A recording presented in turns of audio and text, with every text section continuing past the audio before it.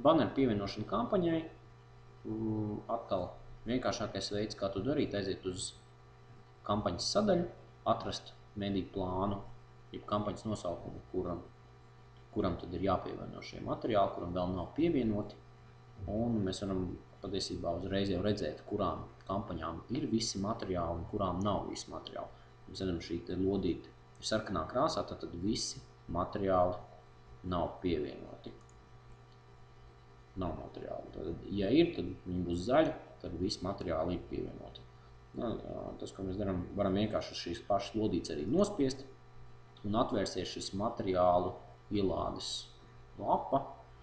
Un te var redzēt, ka patiesībā tas ir, teiksim, ja šis ir mediju plāns, kur jūs darbojaties un saplānot kampaņu.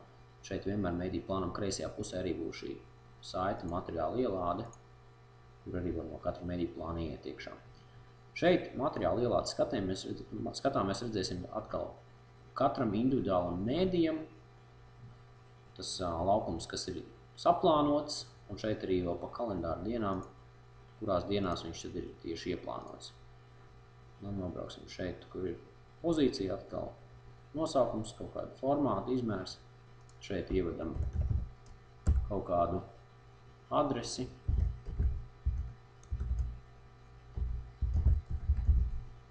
Uz kurien jāved būs no bannera lietotāju.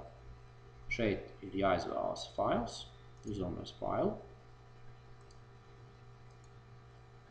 Šeit viņš tagad ir jau pielikts klāt un gaida saglabāšanu. Un jāspiež pogu saglabāt.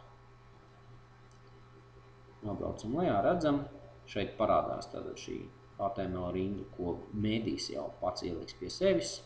Bet mēs varam aplūkot rezultātu, kas ir svarīgi, pastīties, ka banners reāli parādās, uzklikšķināt uz viņu un redzēt, kā viņš atver vaļā vajadzīgo linku. Un tas ir tāds svarīgs posms, ka mēs varam pārbaudīt uzreiz un saprast, kas tad, vai tad banners strādā vai nestrādā, un viss ir kārtībā. Ja viss klikšķinās šeit, tad medijam arī nebūs nekādas problēmas, viņš ieliks mājaslapā, viss darbosies un griezīsies un skaitīsies.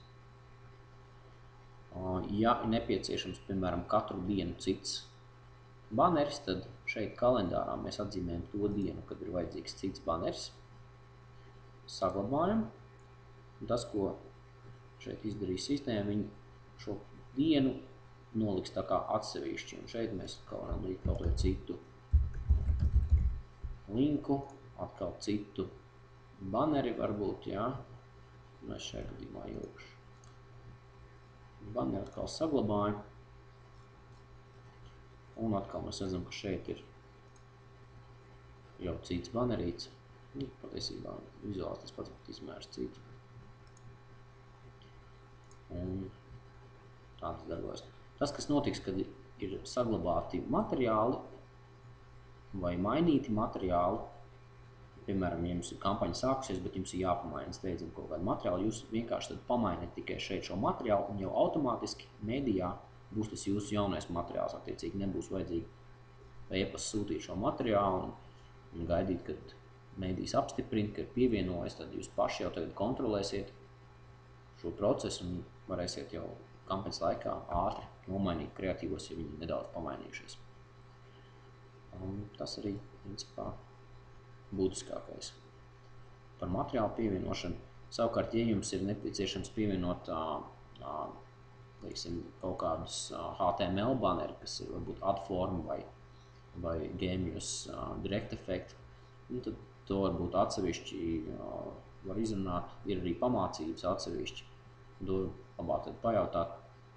Principā tad viens variants pievienot HTML šeit, un cits variants ir pievienot failu un tad pievienot papildu statistiku, bet par šo pagaidām nē, iespējas ir, un tad to vienkārši var precizēt nākošajos video.